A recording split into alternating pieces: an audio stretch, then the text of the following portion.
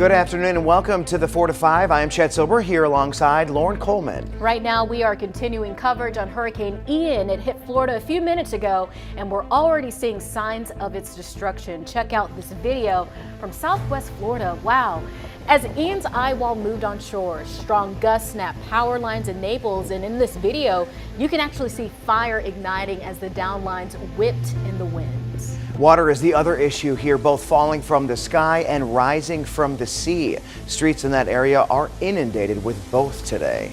Right now, Hurricane Ian is a Category 4. Meteorologist Monique Robinson is tracking the powerful storm. Monique, prayers up for anyone who's still in Florida.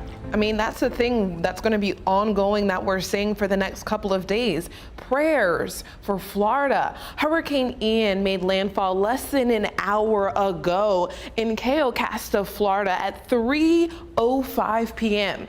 as a powerful, massive Category 4 with sustained winds of 150 miles per hour. And as you see this loop, you see how big this system is? I mean, we're completely covering the state with something, whether you're getting strong, powerful winds, the heavy rainfall, or earlier we were all talking about the storm surge. Everyone across Florida is feeling some impacts related to Ian. Take a look at how large this thing is. I mean, we're stretching halfway through. Currently, the state is feeling it. We still got some more parts of Ian still that have yet to make their way on shore.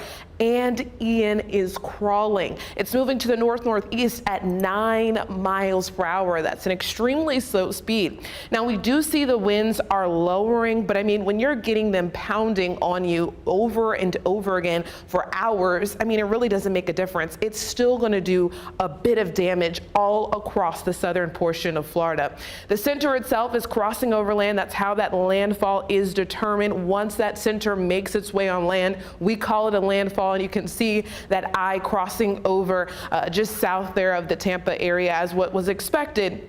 And you can see this radar continuing to loop, the strongest of these bands continuing to inundate portions of Sarasota and even south around Port Charlotte with heavy rainfall. Now, Fort Myers is getting the lighter rain as of now, but the storm surge has inundated this location with so much ocean water over the past several hours. We'll be talking more about it all day long. Monique, thank you. Here's a live look at Naples, about 2 hours from Tampa. In this video, you can actually see winds picking up, moving that water just about.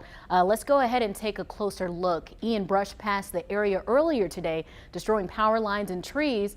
Though it's moved on, bands are still churning this water up pretty fiercely. As you can see, it's just gray. It almost looks like doomsday out there. Very scary.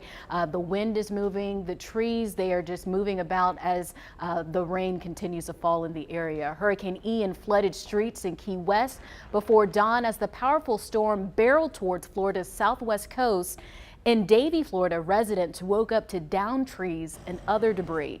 More than 2.5 million people were under mandatory evacuation orders, but by law, no one could be forced to leave. It is going to have major impacts in terms of wind, in terms of rain, in terms of flooding. So this is going to be a nasty day, 2 days. Be prepared. Storm warnings are real. The evacuation notices are real. The danger is real. There are already reports of power outages, and officials from Florida Power and Light warned that electricity could be out for days. The state and FEMA say they are ready to help as soon as the storm moves out. Unfortunately, we will see lesser impacts here, but preparations for increased rain and wind are underway, and expect to see a lot of rain, so be prepared. WFMY News 2's Amber Lake spoke with emergency management and businesses preparing for the storm. Right, guys, so Governor Cooper is set to declare a state of emergency ahead of the weather event that we're going to be seeing this weekend. But don't panic. This is just a precautionary measure in order to activate federal aid if we need it. Here at Revolution Mill, though, they aren't strangers to floodwaters. Cal Greensboro owner Kane Fisher told me since the building is right here by Buffalo Creek, they've seen some high rising waters in the past. Fisher says thankfully, because of a creek restoration project, storms haven't been so worrisome recently. He said they are ready for anything that rolls their way this weekend. being here for 5 years and seeing some of the hurricanes, some of the heavy rains, you know, Self-Help, Revolution Mill has done a great job and you know, getting ahead of it, and we've never had an issue, and I don't foresee one happening this weekend either. I also reached out to State Emergency Management, who told me that tomorrow they're going to activate the State Emergency Operations Center in Raleigh. This is to bring all the partners together who work in response and disaster relief in order to better communicate and respond to this storm. Amber, thank you. Let's check in with Chief Meteorologist Tim Buckley. We're looking at a wet weekend ahead here in the Triad. Yeah, absolutely right. So when we talk about Ian, we're talking about where it is now and all the destruction it's doing to Florida. Make no mistake, this is going to be a historic storm for that part of the country. But for our interests, we wait a couple of days removed from the really strong parts of the hurricane. Now, a little bit of a development in the track over the last day or two is that it will re-emerge over the Atlantic Ocean on Friday. Now, that sounds bad, but there's so much harsh wind at that point that the storm is still expected to weaken. For our area, we see this coming up Friday into Saturday with much weaker wind speeds into our Piedmont of North Carolina. Here's kind of the weather setup. We have all this cool air. Remember, it's cold outside earlier this morning. That cool air remains, and that's just not hospitable for hurricanes. There are also all these winds. So it will start to get breezy tomorrow under sunshine and clouds. We'll have gusts between about 20 and 30 miles per hour. That's Thursday. On Friday, that's when we start to see these rain bands moving in. Look at the temperature. It's cold. It's in the 50s with that rain moving in. That removes any threat of tornadoes. That's good news number one. The bad news is we will be getting rounds of rainfall, different tropical rain bands that will be arriving starting on Friday. I think the worst of it will be Friday night into early Saturday morning. And you see the wind gusts on the screen there. The worst that they should get for our area would be about 35 to 45 miles per hour. We'll start to see things winding down the second half of the day Saturday, and then on Sunday we are just left with scattered rain showers. So bottom line, this is mostly going to be Friday night into Saturday. The winds, they're there, but probably not a big threat for power outages locally. The rain, that's going to be there too, but 2 to 4 inches over a couple of days, that's usually something we can handle. So the main message here, pray for Florida, be thankful that it's not worse for us. We do have wet weather on the way with some gusty winds too. We'll be prepared Friday and Saturday. So Ian is top of mind for everyone, especially our family and friends in Florida. And the stats about Ian just can't be ignored. So let's talk about it. Here are 3 things to know about Hurricane Ian. Hurricane Ian will go down in history as a beast of a storm. I-named storms are the most retired, and Ian may join that infamous list. The World Meteorological Organization takes the names of deadly, destructive, and costly storms out of rotation so we never have to hear those names ever again. Since 1954, 13 I-named storms have been retired. I is the 9th letter in the alphabet, hence the 9th name on the list. It is most likely that we reach the letter I during the peak of the season when the Atlantic Ocean is most favorable for hurricanes to form.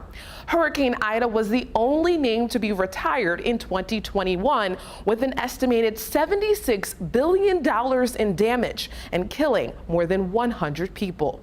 Now, storm surge, what Ian will be remembered for all along the west coast of South Florida. Check this video out along Bayshore Boulevard, just south of downtown Tampa. This was earlier today before it made landfall. This beach looks much different than you would expect with a hurricane on the way. It appears like the water is all gone. While ahead of the ocean water flooding the city streets, the hurricane acts like a vacuum and pulls the water away from the shoreline before unleashing it. It's Ian's storm surge forecast expected to reach a whopping 16 feet, and some forecasts calling it up to 18 feet at beaches south of Tampa Bay area.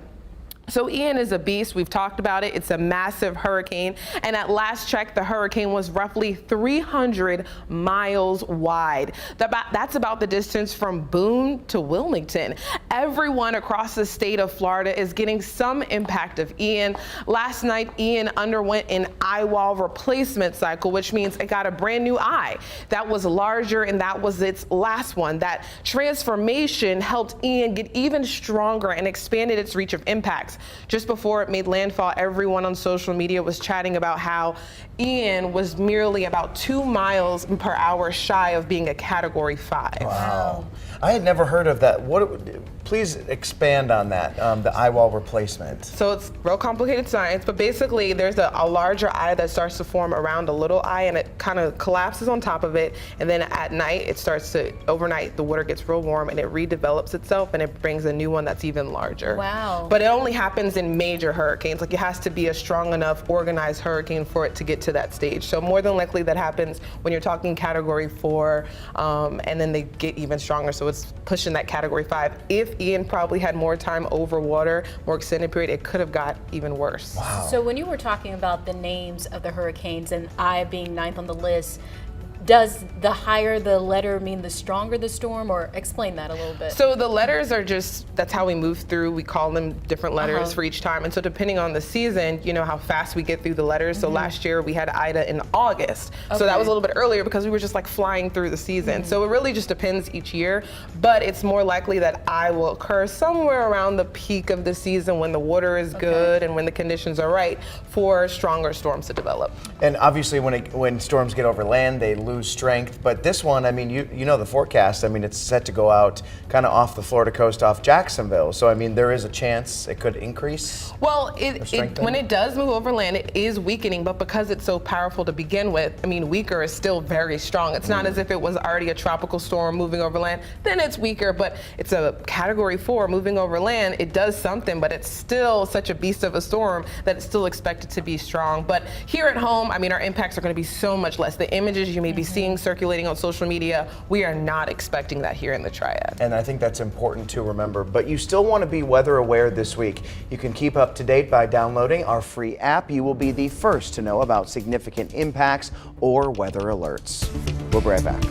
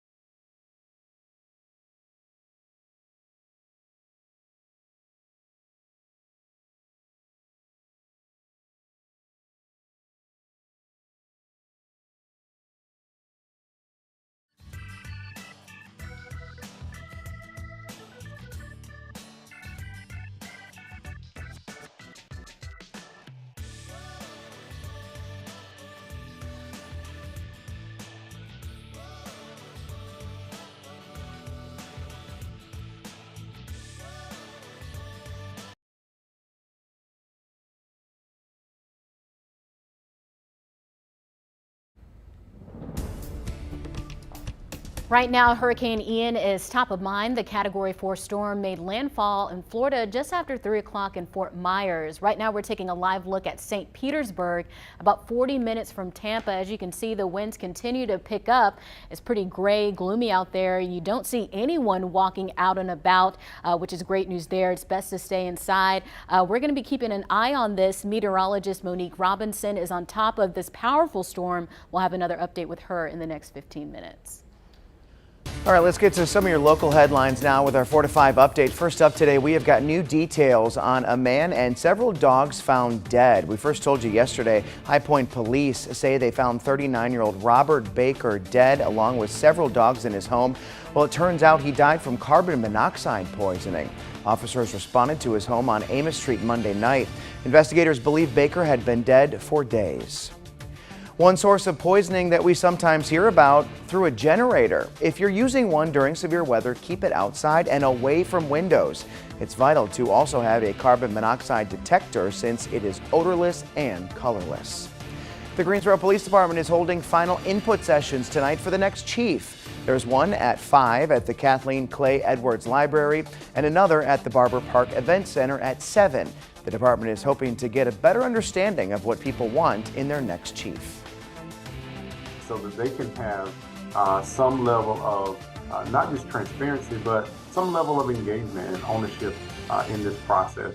And we want this person that's coming in to be our police chief to be able to start out with a positive relationship with our community, start out that the community feels they're involved and the community can be confident in the person that we select. Teresa Biffle is the interim chief while a search team looks for a permanent replacement. The city hopes to announce a new chief by the new year. We'll be right back.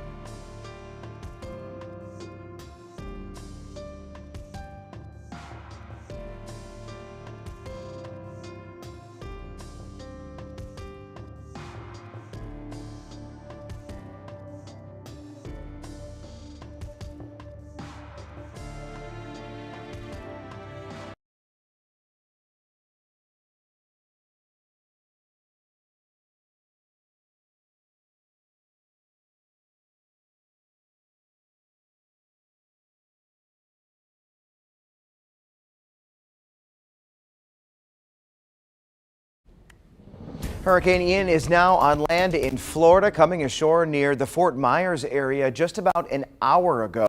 This is a live look in St. Petersburg, which is kind of a suburb of Tampa in the Tampa Bay area. It's about 40 minutes from Tampa. Ian brushed past this area earlier today. Oh, excuse me. This is an area that Ian has yet to go by. We were seeing some of the video earlier today of some of the flooding in that south of the Tampa Bay area, but this area will be seeing more impacts over the coming hours. Meteorologist Monique Robinson is also watching this storm. Monique, where is it now and how will it impact us? It's still bringing catastrophic conditions to the southern Florida. Here at home, weather is so much drier, it's hard to believe we're talking about a rainy weekend, but it also will still be a chilly weekend. Wasn't it cold today? And even it's chilly, even standing here in this green room. 66, it's chilly now. Tonight, earlier today, we started out at 47. Tonight, we're falling again to some cold numbers. By this afternoon, we've barely gotten out of the 50s for some people, especially as we look out west. 60s all across the board, 65 in Greensboro, 66 in Winston-Salem. Some chilly numbers. As we look for the next several days, these numbers will stay in the 60s. So we're talking about rain moving in with the remnants of Ian, but it's going to be a chilly rain, guys. As you see this future cast showing the clouds moving in for your Thursday, more of those clouds. We have the high level clouds today, more of those low level thick clouds. That will really limit how warm we get for your Thursday. And even on Friday, that's when the earliest arrival time is for the rain, and then continuing through the rest of your Friday and going into your Saturday. Those winds picking up through that time frame. We're talking wind gusts upwards of at most 45 miles per hour. Some of those may be even lower than that, around 20, 30 mile per hour wind gusts, but the top is 45. That's going to be pretty gusty at times starting Friday and continuing through Sunday, that 30 to 45 mile per hour range. Power outages will be minor, that tornado threat staying very low, not expecting that as this tropical system moves through. And then you can see that flood risk. That's the main concern of all the severe weather impacts with Ian here in the Triad, as we're expecting 2 to 4 inches of rainfall possible along the coast as Ian makes that curve back into re-emerging across the southeast. The wind speeds are greater as we look east of us, but here in the Triad, not expecting winds to get as strong. Those rainfall totals will be greater in the foothills and here across the central Piedmont, ranging from about 2 to 4 inches of rain. More on the forecast and Ian to come. Quick question. Is this called 10i? Or have you ever used that search engine? I don't know what that is. Look it up. I have no idea what 10i. I mean, you would think, doesn't CBS have a bunch of Well, that's better than that other one. Because at least that looks like a palm. It's a palm tree. Yeah, you can see it's actually a tree. We don't have palm trees here, thankfully. This week, our many friends dived into the tea with his latest news. Dive into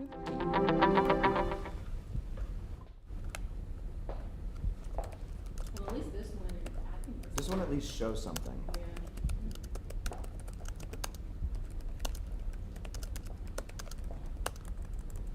Yeah, you would not want to be outside for that. Mic check, Manny. Oh, hello. I don't have an IFB.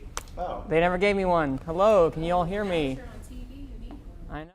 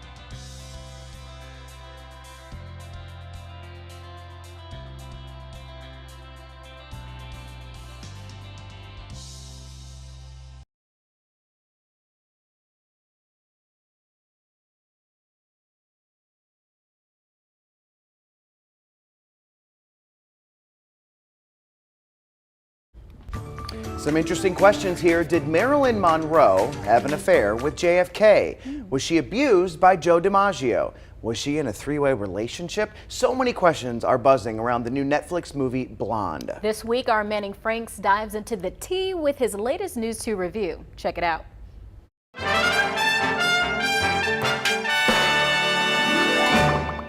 Marilyn Monroe, a cinematic icon who cemented herself into the halls of the silver screen forever. Her persona was larger than life, but that's all that it was, a persona. Behind her doe eyes and beaming smile was a young woman lost within the Hollywood studio system and the demons within her.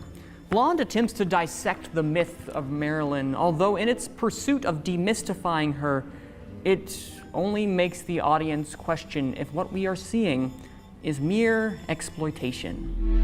I played Marilyn Monroe, Marilyn Monroe, Marilyn Monroe. I can't face doing another scene with Marilyn Monroe. Norma Jean Baker's life was one of heartbreak and trauma, a life nearly shadowed by the towering creation of Marilyn Monroe. Based on the novel of the same name, Netflix's adaptation of Blonde takes the life of Monroe and puts it to screen through a fictionalized portrayal inspired by the woman herself.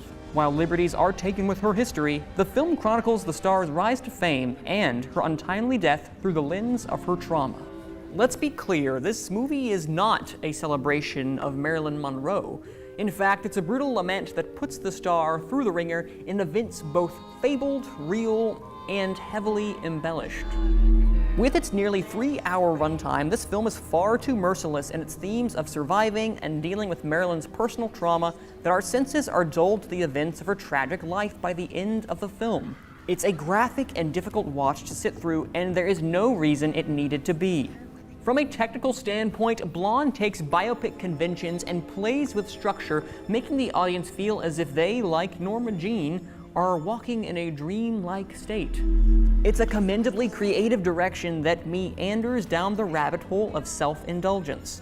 Thankfully, anchoring the whole movie is a tour de force performance from Ana de Armas, who seamlessly commands the screen with Marilyn's magnetic presence, balancing her complex dualities even if the script itself cannot.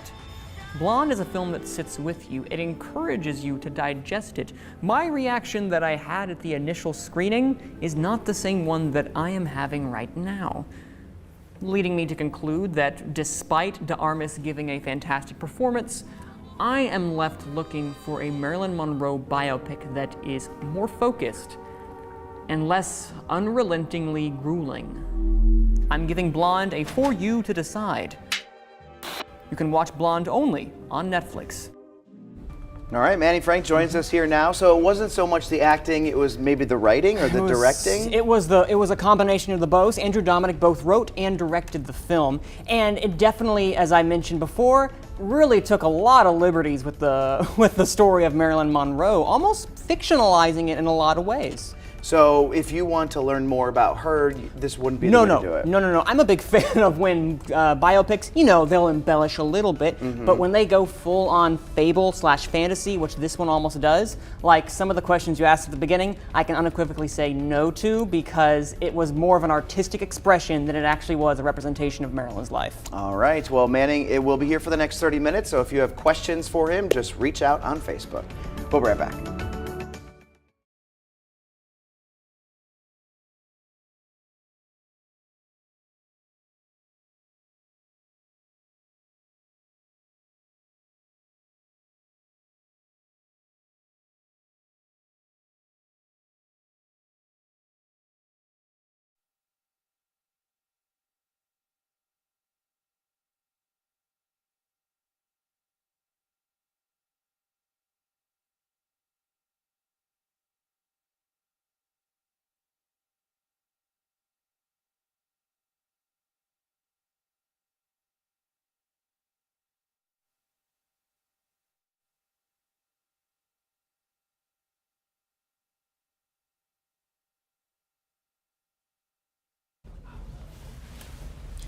One, 2, 3, 4, 5, 6, Brad. 1, 2, 3, 4, 5, 6, Brad.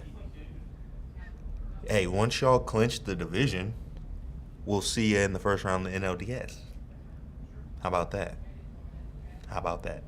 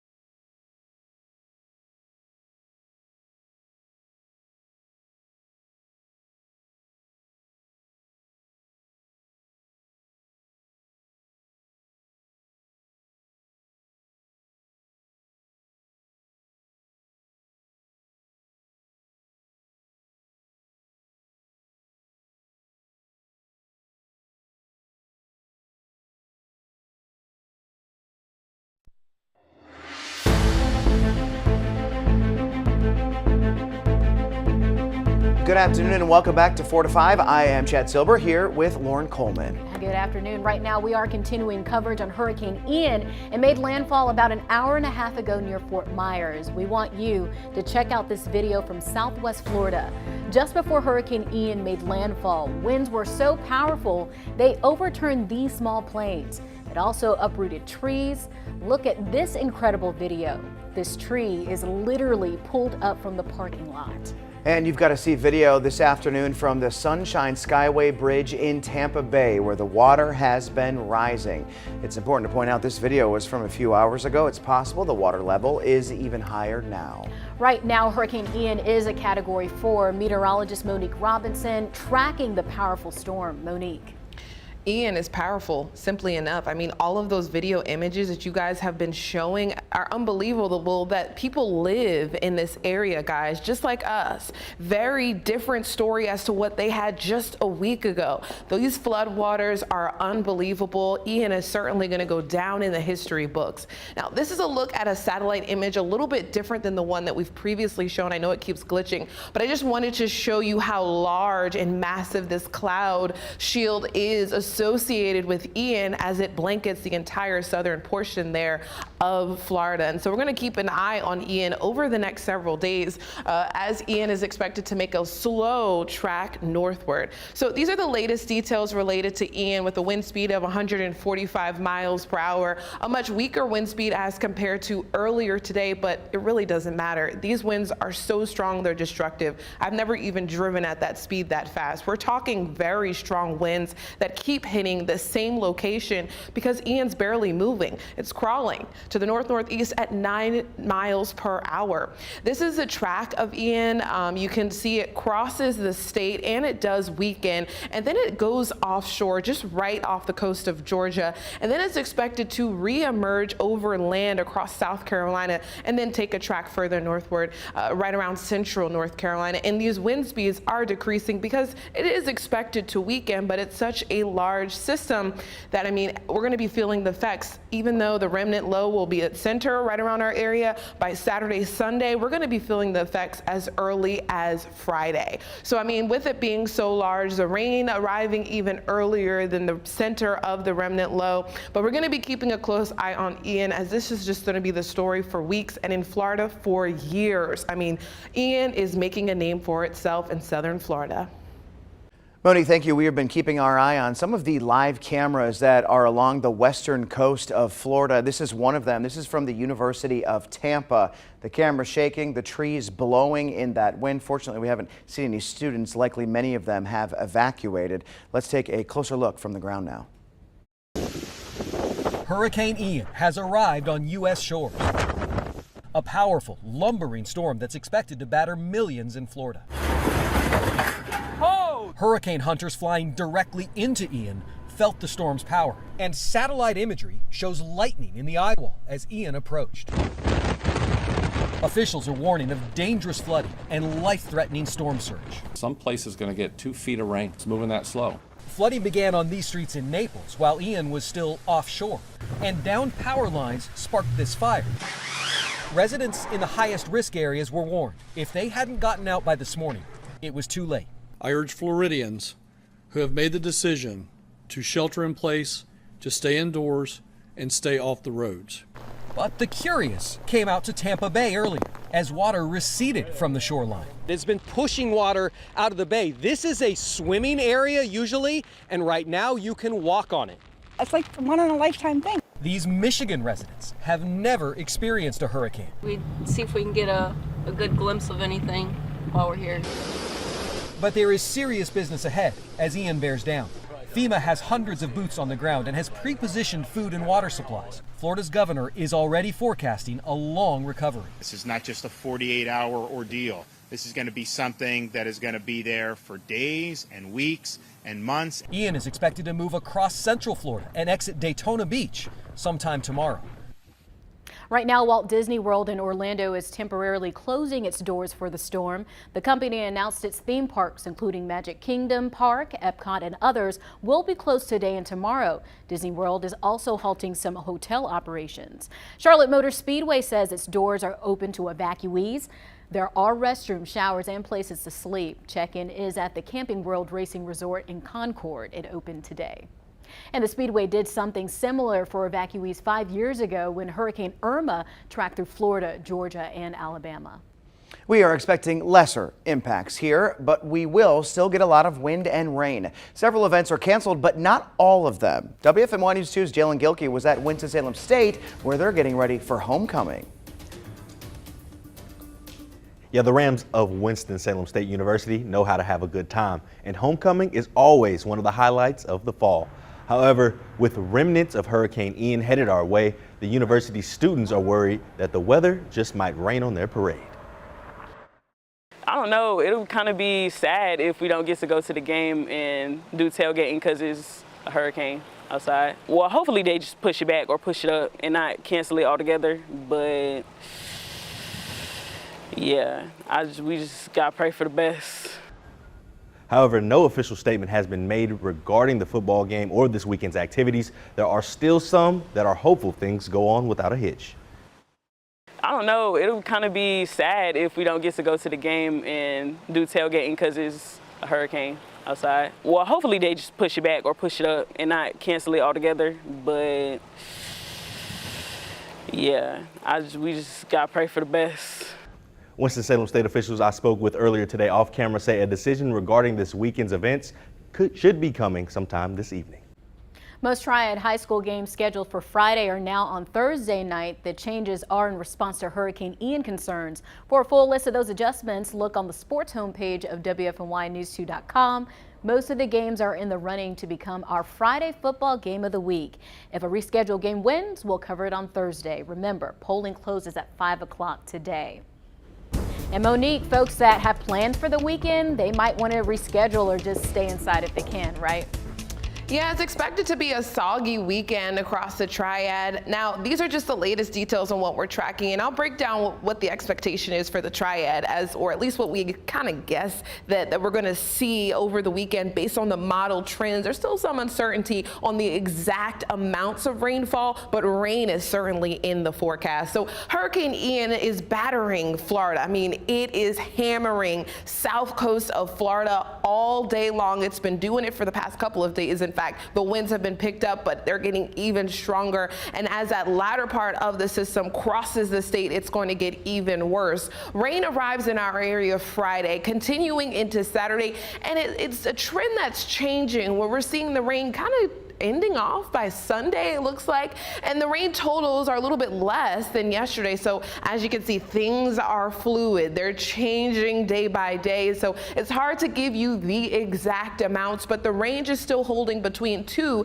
to 4 inches of rain possible. Some folks could see more than that. The winds could get gusty at times, especially Friday night going into your Saturday. Wind gusts ranging from 30 to 45 miles per hour. This is nothing as compared to what they're seeing down in Florida, almost 5 times that they're seeing down in Florida. So we're not expecting what they're seeing there when we talk about winds, but we are going to get gusty winds. Tornadoes not expected with Ian. Now this is, you can see it's taking that spin, curving offshore, and then going to make its way across the southeast. The exact location of where it's going to be pushing in will all dictate how much rain we get, if it crosses over on the southeastern North Carolina or if it makes that crossover in South Carolina. That timeline, like I said, first we'll get the winds, then the rain arrives, and then we'll get some heavier downpours overnight Friday and strong winds.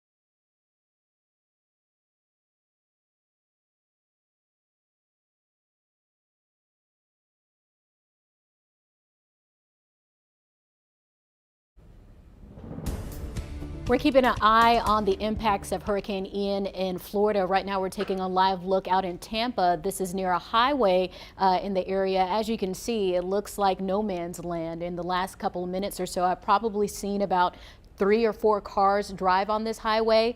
We're not really seeing any flooding in the area, but the roadways are slick. We do see some of those raindrops on the camera there, but it's probably best that people aren't on the roadways at this time. We're keeping a close eye on this storm. Meteorologist Monique Robinson will have another update in the next few minutes.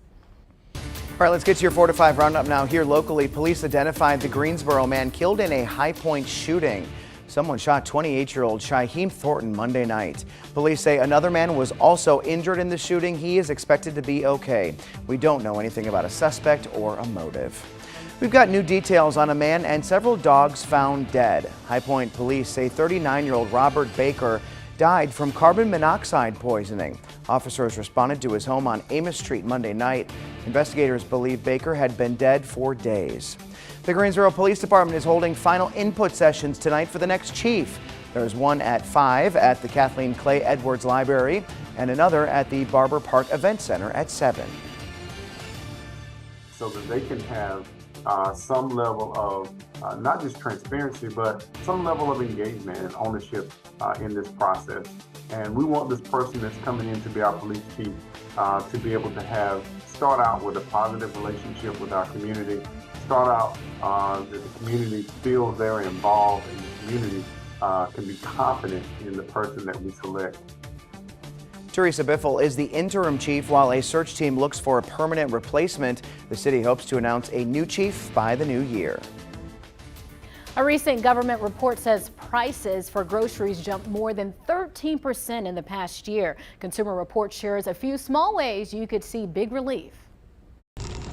So what can we do to save money? Wednesdays are the universal best time for grocery shopping. Between 8 and 10 a.m., stores are stocked for that Thursday to Sunday rush where supermarkets do 80% of their business. So you need to plan a schedule. Absolutely. And if you can, shop on the last 4 days of the month where you get the deepest discounts because stores are ready to turn over for the next month. Fruits and vegetables are essential. How can we shop smarter for them?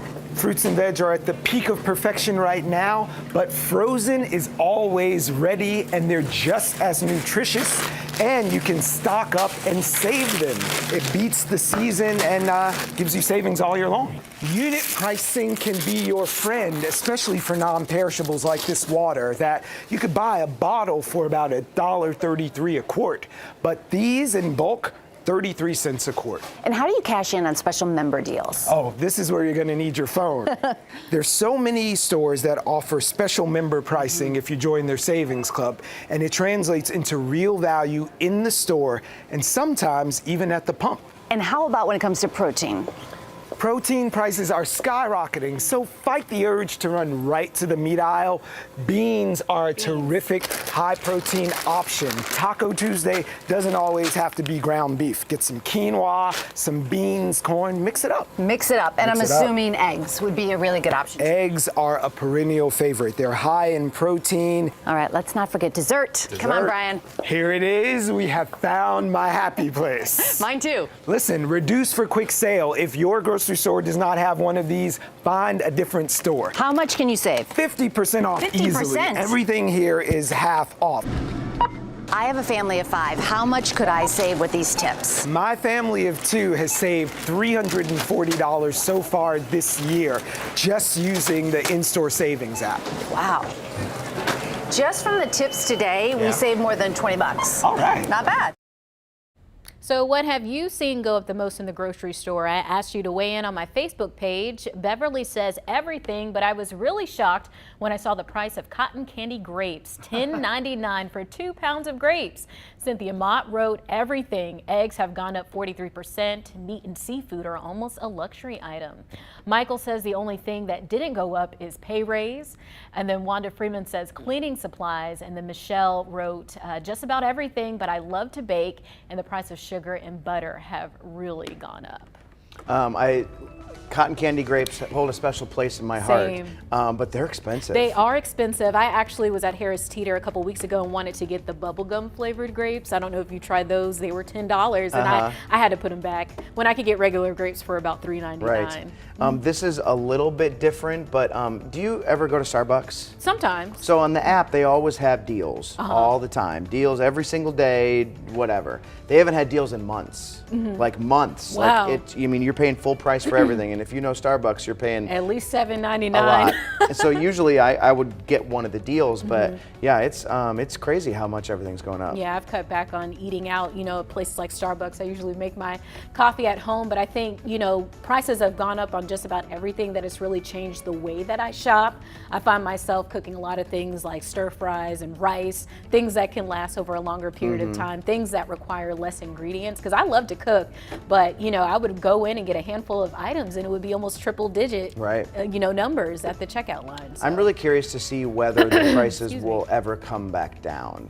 I would hope so. I hope it starts to level out. I hope so. But they, as they say with gas and things of that nature, it looks like we're going to be here in this moment for some Right. time. So we'll just have to see. Wait and see. We'll be right back.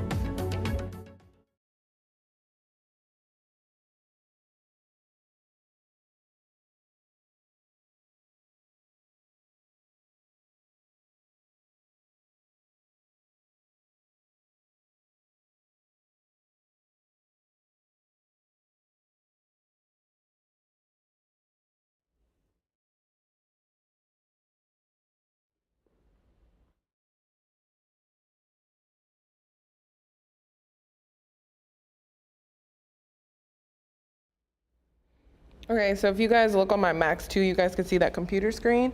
If you guys can see on there, the yellow is the very, very heavy rain, and then the green, where Tampa is right up here, is the lighter rain. So they're kind of like on the out, so it's kind of been like they're kind of even getting some dry slots in between here. So they're not getting to see as much. This is the Tampa area right here. I don't know if y'all see it on my screen. I zoomed in real close. So they're kind of just getting in the lighter rain. The heavier rain is the yellow that you're seeing, and the red that's down here, which is south of Tampa. So Tampa is just on the outskirts. St. Petersburg is also on the outskirts just a little bit. They may get some heavier rain now because the yellow is kind of pushing into that area.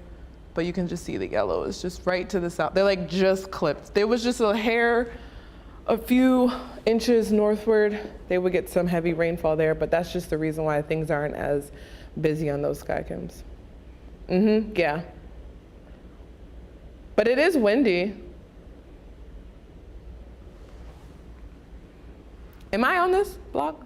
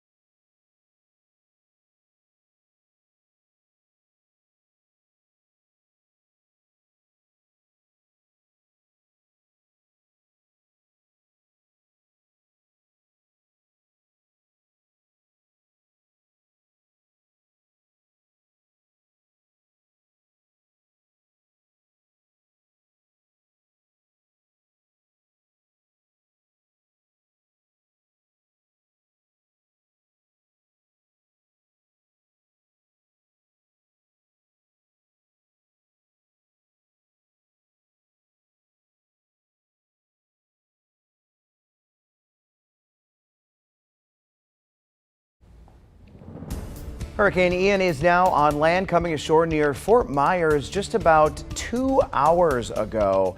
And this is a live picture right now from the University of Tampa. So if you're familiar with the Florida West Coast, the University of Tampa in the Tampa Bay area is about 2 hours north of the Fort Myers area. So this area has not seen the brunt of the storm just yet. We expect that to intensify over the coming hours. Monique, I know you've been watching as these bands have been pushing north.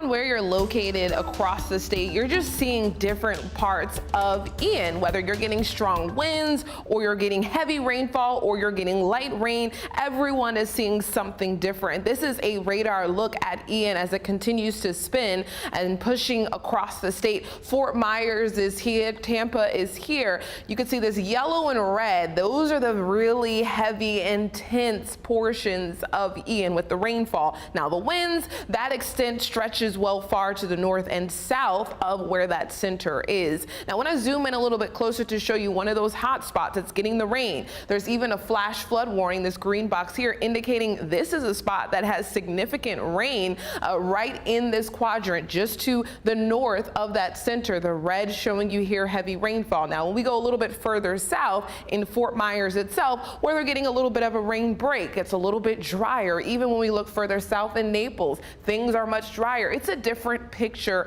all across the coastline, just depending where you are in tandem with that system. So as Ian continues to push through, though, the conditions are still expected to stay the same here at home. Thursday, winds picking up your day tomorrow. We're going to get gustier winds. The rain on Friday with more stronger gusts, upwards of almost 40 miles per hour. At night, the rain bands are going to get even heavier, stronger downpours. Same story for your Saturday. Haven't shown the 7-day yet. Sorry, guys, haven't been holding it from you. But temperatures on the chilly side all weekend long. Friday and Saturday, guys, 60.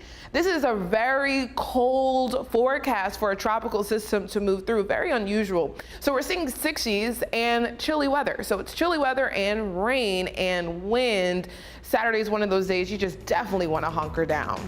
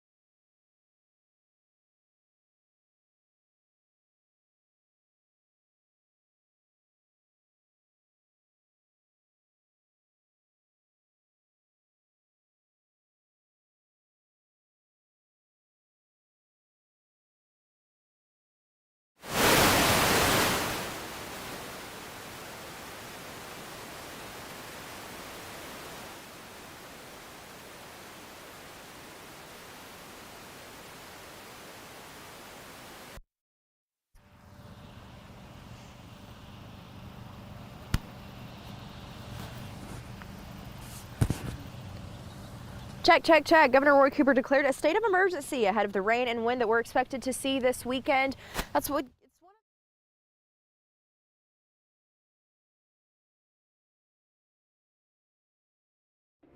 1, 2, 3, 4, 5, 6. As officials say, they're seeing a rise in fentanyl overdoses. Hello, 1, 2, 3, 4, 5, 6, 7, 8, 9, 10. 1, 2, 3, 4, 5.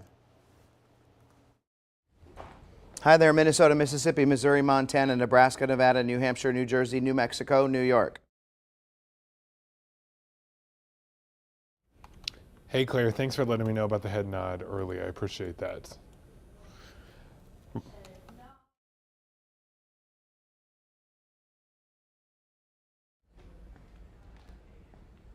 Check 1, 2, 3. Where was it again? Why? Why are you saying that? No, I'm just kidding.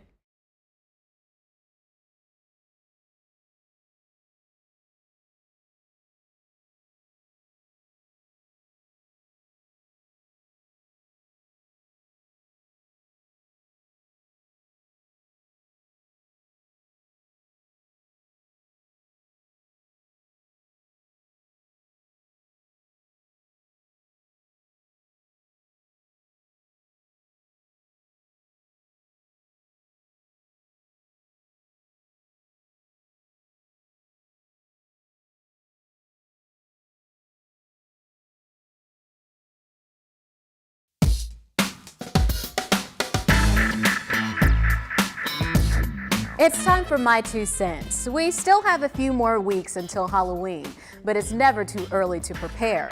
In fact, the National Confectioners Association says candy sales are expected to increase this year, with 93% of Americans planning to enjoy their favorite Halloween treat.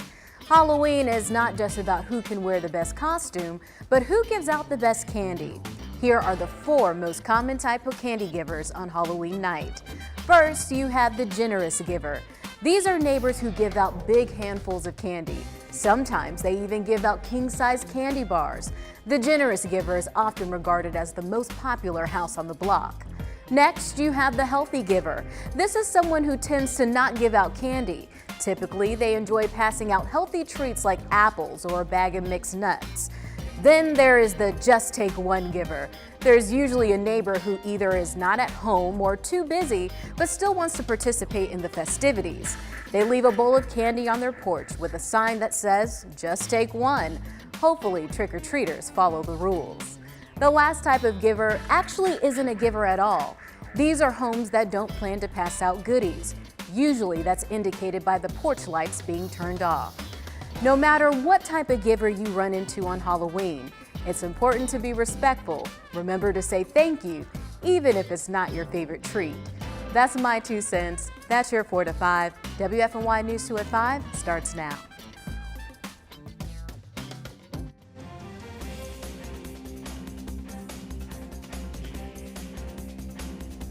Hurricane Ian is barreling down on the west coast of Florida. North Carolina is preparing for the storm. Governor Roy Cooper issued a state of emergency today. Wind and rain have hit Florida for 2 days now. A lot of live pictures from Southwest Florida are down as more than 1 million people experience power